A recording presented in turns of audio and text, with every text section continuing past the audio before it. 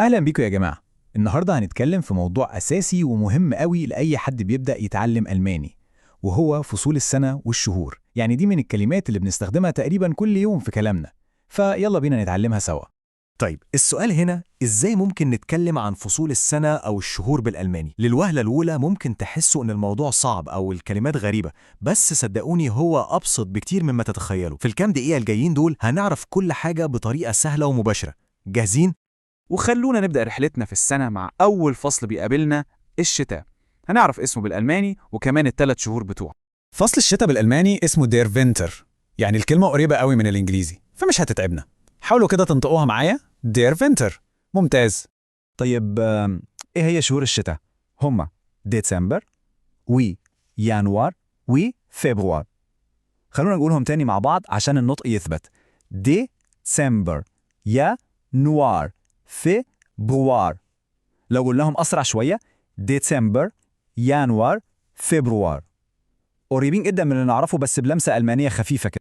ودلوقتي ناخد مثال عملي عشان المعلومة تثبت. بصوا على الجملة دي. Im Dezember ist Weihnachten. معناها ببساطة جديدة في ديسمبر بيكون عيد الميلاد اللي هو الكريسماس. جملة مهمة طبعا وخصوصا في الوقت ده من السنة. ومثال كمان كلنا بنحس بيه فعلا. إن ينور ist es kalt، يعني في شهر يناير الجو بيكون برد، ودي حقيقة يعني خصوصا في أوروبا بيبقى تلج. طيب بعد الشتاء والبرد لازم يجي فصل تاني نسينا السقعة دي كلها، فصل الربيع وجماله. يلا نشوف اسمه بالألماني إيه؟ الربيع بالألماني هو دير فرولينج. ركزوا معايا في النطق كده، دير فرولينج. يمكن الكلمة شكلها جديد شوية بس مع التكرار هتبقى سهلة جدا، وهو فعلا فصل كله حياة وبهجة. أما بقى شهور الربيع فهي مارس، أبريل وماي، اللي هما مارس وأبريل ومايو. سهلين جدا بصراحة. أجمل حاجة في الربيع بتتوصف في الجملة دي، Im Frühling blühen die Blumen. معناها ببساطة إن في الربيع الزهور بتتفتح. يا سلام، جملة كلها تفاؤل وجمال. ودلوقتي نيجي للفصل اللي ناس كتير قوي بتحبه، الصيف. فصل المصايف والخروجات وطبعا أعياد ميلاد كتير بتكون فيه. الصيف بالألماني اسمه دير زومر. يلا نقولها سوا، دير زومر. سهلة خالص. وشهور الصيف هي يوني، يولي، أغسطس، اللي هم يونيو، يوليو وأغسطس.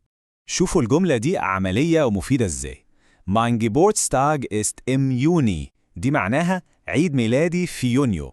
وطبعا كل واحد فينا هيقدر ياخد الجملة دي ويغير الشهر لشهر ميلاده هو. ولو الصيف هو فعلا الفصل المفضل ليك فممكن تستخدم الجملة التحفة دي، Der Sommer ist meine Lieblingsjahreszeit. معناها الصيف هو فصل المفضل. أنا عارف إن كلمة Lieblingsjahreszeit شكلها يخض، بس ما تقلقوش، تعالوا نقسمها. Lieblingsjahreszeit اللي هي معناها فصل السنة المفضل. كلمة مهمة ومفيدة جدا. وبكده نكون قربنا نخلص السنة ووصلنا لآخر فصل معانا وهو فصل الخريف. الخريف بالألماني هو der Herbst. ركزوا في النطق كويس، der Herbst. والشهور بتاعته هي سبتمبر، أكتوبر، نوفمبر. اللي هم سبتمبر، أكتوبر ونوفمبر. والجملة اللي بتلخص بداية الخريف هي دي. Im September beginnt der Herbst.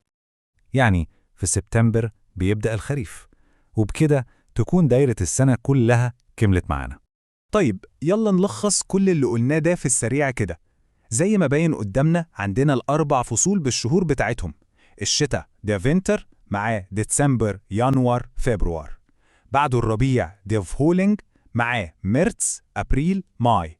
وبعدين الصيف ده زاما مع شهور يوني، يولي، أغسطس. وأخيرا الخريف ده هيبست مع سبتمبر، أكتوبر، نوفمبر. دي تعتبر مراجعة سريعة ومفيدة جدا، ممكن تاخدوا ليها سكرين شوت تخلوها معاكم. وبكده نكون خلصنا شرح النهاردة وعرفنا نقول كل الشهور والفصول بالألماني. يا رب يكون الشرح كان بسيط ومفيد. قولوا لنا في التعليقات ايه هو فصلكم المفضل بالألماني، ولو عجبكم المحتوى ما تنسوش طبعا تعملوا لايك للفيديو وتشتركوا في القناة عشان يوصلكم كل جديد. شكرا جدا ليكم وأشوفكم في شرح تاني.